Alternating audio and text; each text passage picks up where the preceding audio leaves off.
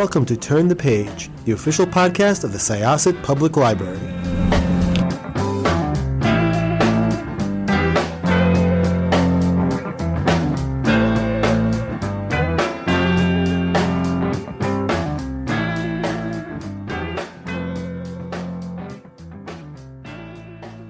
Hello and welcome to Syosset Public Library's Turn the Page podcast. I'm very happy to have on the podcast today author E.L. Starling, who has a fantastic, action-packed, space-themed YA book, Bound by Stars, which is a really interesting love story. It's got action in it, story of star-crossed lovers and the fateful expedition of the Starliner ship that they are both on and how they got there. And it's just a really interesting book. And I can't wait to talk to you about it today.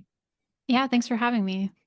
So, what really drew me to this book was that it reminded me a lot of the Titanic, which is one of my favorite, historical events to read about. And was a really big fan of the movie. And we have these two star-crossed lovers. But what was interesting is it's gender bent, where the main character coming from more of like not a high class background, more of like working class, and she's from Earth, gets a special ticket to go aboard the Starliner ship, which is on it's also like first expedition. And it's the love story of how she ends up with navigating this romance with someone from Mars high society. So that was really cool to see something in space like that. So can you tell us a little bit about how you came up with this story? Yeah, me and my family have this tradition of watching the movie Interstellar every year, and we I get love into that these. movie. It's so good. It's such a good movie, and we always get into these like arguments that we call discussions, but they're actually really fun. Where we're always debating something in the movie, like was it aliens? Was it some sort of future tech that we just don't understand yet? Like what is space-time? And somebody always gets like really impassioned, and we end up talking about it for hours. But this time around, one of my kids actually brought up the idea of a certain billionaire wanting to terraform Mars.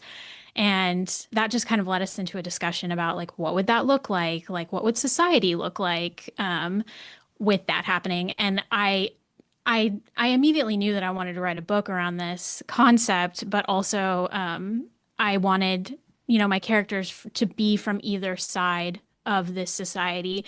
And like Titanic in space just kind of like hit me like a little flash of lightning. And because like what better way to like put these two together than to like put them in the middle of the two planets between the societies. Yeah. Yeah, no, it's very interesting and just very cool concept. And also what I love is that you have each of the characters like we see from their perspective, which I always enjoy like in young adult novels, and we really get to see inside their heads. Like how was that like writing like from Wesley's background, like being not from the high society, like writing from her background opposed to Jupiter, who is from Mars's high society background? Right. Well, Wesley was really easy. Was the easiest voice to write because I knew going in that I wanted a character who knew exactly what she wanted and like exactly who she was, and she was just gonna like push through to like go towards her dreams. And so that was kind of the basis of her, not necessarily where she came from, but of course that affects her throughout the story. And then like Jupiter, I knew, who is our second POV, is like I wanted him to be a character that kind of like his kindness and his sweetness sort of like was able to stay intact even though he had so much privilege, and that just like their voices kind of came out of the ideas that I had for their personalities. And of course there's gonna be like clashes of like their personal experiences with life and things that he didn't realize was like just a like his privilege showing through. And so having them interact on the page was so much fun. Yeah, definitely. Like I love like all the different tech and different things we learn about too in the story, like the personal assistant, like is Isla, is that I'm saying it? Uh, Ilsa. Ilsa, yeah, that was really cool. Like that like personal like companion technology that was really interesting in the novel. And I love like the concept of time, like thinking about like in space, like opposed to Earth, like, and that whole like countdown to like the ultimate, like, can you talk a little bit like about time and like some of the conflict that is like dealt with in the book?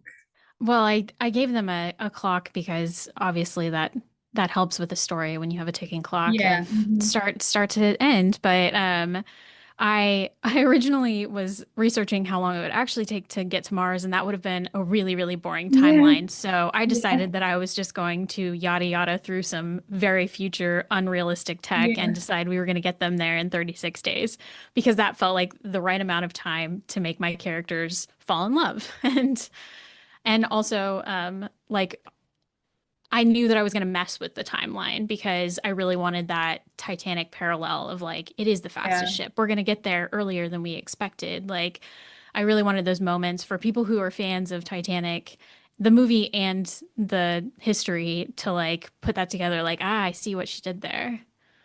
Yeah, definitely. Like it just like it really builds because the two main characters, like Wesley and Jupiter, like they really, it's not like an instant type of really intense romance. Like it really builds up. And like I think like having that, they're good people, but having that like sense of each other, like takes a little bit of time to develop. And, they were complex characters and Right. I mean, that's where I really wanted to diverge from the idea of paralleling it with the Titanic movie because Rose and Jack fall in love like so fast. They're like right, friends in a day and they're in love the next right. day or like that night or something. But I knew I had more time to work with in a book, and it was really important for me to like very much make them like fall into a really deep friendship before they got to falling in love. Yeah. I'm a sucker for slow burn, but like also I Yeah. just think that it's like more of a realistic way to like go about relationships. Like they evolve as you get to know each other. Yeah, no, definitely. I think that it is like I love slow burns and I love that you incorporated like more of like the sibling characters in the book too. Like Willet has a sister and yeah, I like that you had like more of the background characters kind of like became in the focus too and it wasn't just Willet and Jupiter. Like you see these background characters playing, play into the story too and their relationships. Like Yeah, definitely side characters were like a big thing for me. I love building a found family for a YA cast because I think that that's such an important part of growing up is finding the people that you choose to have in your life. Yeah, I mean sibling interactions are always great. It always leads to a little bit of extra drama in the background of the story, but I just I really loved being able to play with those different sorts of relationships. yeah, definitely. And you incorporate a lot of action in the story too. Like the obstacle course racing is so cool. Like, how did you go about like building that or writing that into the story? Well, I mean, basically the entire ending is sort of an obstacle course because they have to, fight to survive. But myself, like I do obstacle course racing for fun, with like my family and my sister, and it's kind of given me a sense of how I can use my body and ideas of like different sort of movements to put them through. I know what it takes to climb an 8 foot wall when you're 5'4" and you don't have crazy good upper body strength. But it also kind of led to me understanding like facing a really visceral fear. There's this obstacle that one of the races that I do always has where I just have to dunk underwater for like a half a second and like get under this very thin wall, but my body feels like if I dunk under that water, I'm going to die because I have kind of intense claustrophobia, No. and so I kind of used that for to like heighten the story Yeah, too. Like, definitely. yeah. It's very interesting, like seeing in like a spaceship, like you still have, it's not like in a boat, but there's similarity, like you have all these different tunnels and different things that you have to go through. So it's like still like claustrophobic environment, almost more so on space because it's like really like you're just out there. Right. I knew that I was going to put Wesley in a lot of situations where she had to be in small spaces, and because it's space travel, you can't just always have like lots of open space with lots of extra oxygen. And so building her as like a claustrophobic character just like kind of added a little layer of tension over the entire story. It put her in a little bit different situations and having to like face those fears. Especially when she first gets on the ship and thinks that she's going to have to spend the entire trip sleeping in a pod, because what's more horrifying to somebody who hates small Yeah, no, that was places? like, yeah, it's like, yeah, space is just that it's more containing of an environment. So it's like that really that claustrophobic, like uncomfortable feeling, like you can definitely feel with Right. Leslie there. Yeah, I mean, like when I'm sitting on like the bus somewhere or like the streetcar, like Mhm. I'm calculating how much oxygen is in the like vessel. And so I kind of was like, I think Wesley is gonna do this too. I think this is something that would be like really interesting to like throw her in these space Yeah. situations with like this in her head. Yeah, and she's really brave too, like all the different situations and people she has to deal with because it's like a lot of unknown territory, like being on that spaceship and then interacting with high society, which are not like always like everyone is always not the nicest, and she's dealing with a lot of like struggles with that too. Like, Yeah, I mean, she is the definition of a fish out of water, and she definitely has to deal with a lot. I wanted the like class part of it to be like a thing that she had to tackle, but also like just bullying. Like teenagers yeah, are going to be teenagers, and some yes, of them yeah, are kind of mean. So, yeah. And that's definitely, and we've all felt that claustrophobic feeling before. Most of us are felt that, like being a teen too. So it doesn't matter what environment you're in, like it definitely like makes it very interesting to be in space or but you can be anywhere and be feeling that and not to feel alone, like we've all had a little bit of Wesley in us, I think. And right. I mean, even just going into a situation where you don't know anybody, you're all by yourself, and you're yeah, completely different from everybody else around you. yeah, that's a really like it can be an isolating feeling and like having to adapt and but she perseveres and she's such an interesting character. Yeah. And she has a lot of great side characters that Oh, help her out along definitely, the like I way. love the side characters. Yeah. How was it like writing all the different like what was the process like? Like did you write the characters first or did you have the story first in mind when you wrote the book?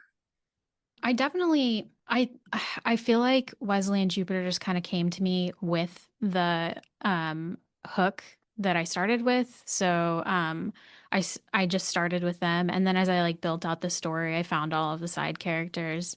I'm like a big plotter, so I definitely had all the beats down, but like as I knew what was going to happen during the story, I kind of found all of the other side characters that just walked onto screen and like said, "Hey, Emily, I'm here too." So Yeah. Yeah, no, that's great. Yeah, it's definitely really like well plotted, like very interesting story because you just have like all these intense emotions going on and the characters trying to navigate the situation also being in space. So it's definitely a lot.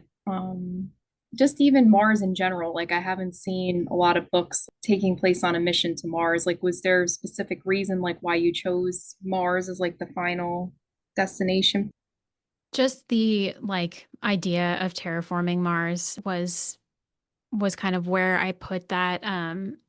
And I originally, when I set out to write this, I was going to have a future with a terraformed Mars. And then when I dove into researching like what that would look like, it sounded like higher science fiction than anything I could have come up with.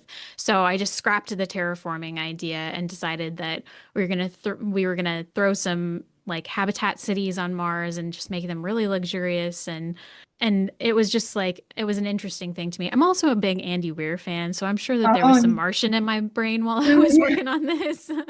Definitely. Like Mars has always been like in the interest, like if we could like occupy Mars and what that would like seem like, but it's still so far away. Like it seems Yeah. like it's still something that would be in the future, but like what would that look like? And what if like Earth was really not like in the greatest place, like climate change and how that affects things? Like, did that influence like any of your writing? Like how like sometimes we're like not taking care of our like planet and like, what the future can hold for us? Yeah, I'm absolutely. That was the basis for my like setting of this world. The idea that like the uber rich would like abandon a world that was like ravaged by climate change to just like find something that, was more suitable. And in that you get the great class divide that really affects the entire story. And honestly, like it was a huge part of the theme, like just with classism and climate change and all that stuff. And I tried to put it in there in like a not very preachy way, but like it is something that our youth are dealing with like in real time right now, and they're like actually like they have these real fears for their futures, and the future is so big for them.